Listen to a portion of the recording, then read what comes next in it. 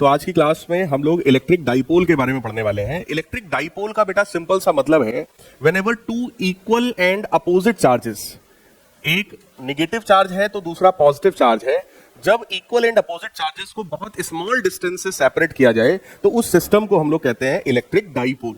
तो पहले एक लाइन लिख लीजिए जल्दी से आप लोग, two equal and opposite charges, two equal and opposite charges,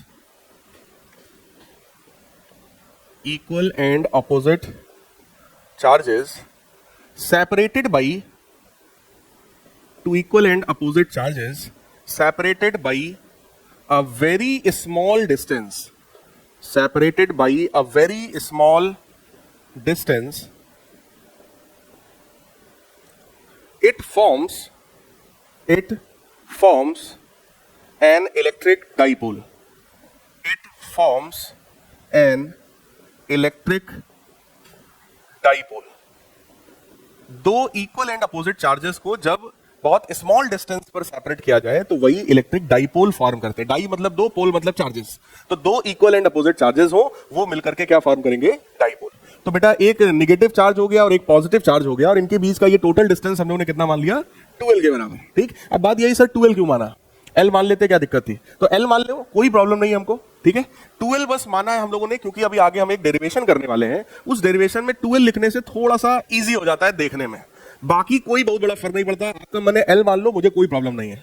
ठीक है, तो दो चार्जेस हैं, उनके बीच का कुछ स्मॉल सा डिस्टेंस है, उसी सिस्टम को हम लोग बोलेंगे इलेक्ट्रिक डाइपोल। अब क्योंकि इस इलेक्ट्रिक डाइपोल में बेटा कुछ खास है ही नहीं, it is just combination of two charges.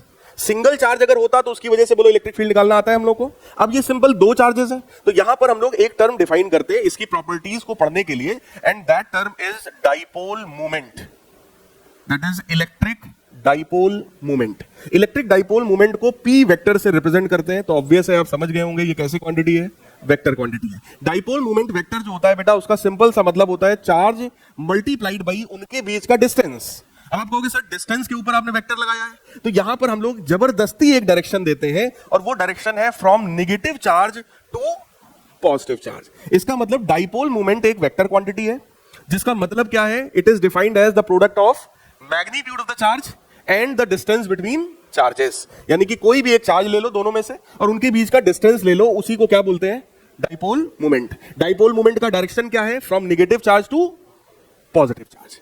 कोई डाउट हो इतने में तो बताइए, simple. So it is a vector quantity having direction from negative charge to positive charge always.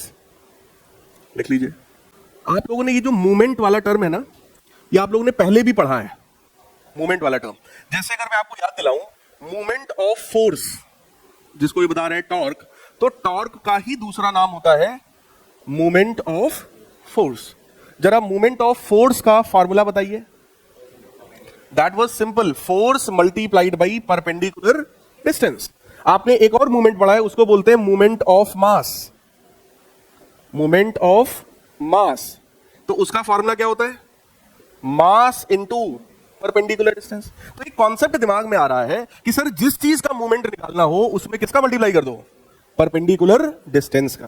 Force का निकालना था तो फोर्स में मल्टीप्लाई किया, मास का निकालना है तो मास में परपेंडिकुलर डिस्टेंस मल्टीप्लाई करेंगे। ऐसे ही अगर एरिया का मूवमेंट होगा तो एरिया इंटू परपेंडिकुलर डिस्टेंस, और अगर चार्ज का मूवमेंट है तो चार्ज इंटू डिस्टेंस। कुछ बात समझ भाई। तो मूवमेंट कोई एक बहुत खास चीज नहीं है जिसका कोई फिजिकल बहुत बड़ा सिग्निफिकेंस हो, ऐसा कुछ नहीं है। सिर्फ इसकी प्रॉपर्टीज को डिफाइन करने के लिए हम लोगों ने इसको बनाया, और डाइपोल मूवमेंट का मतलब है from negative charge to positive charge, simple. Clear है, पी वेक्टर से इसको हम डिनोट करेंगे।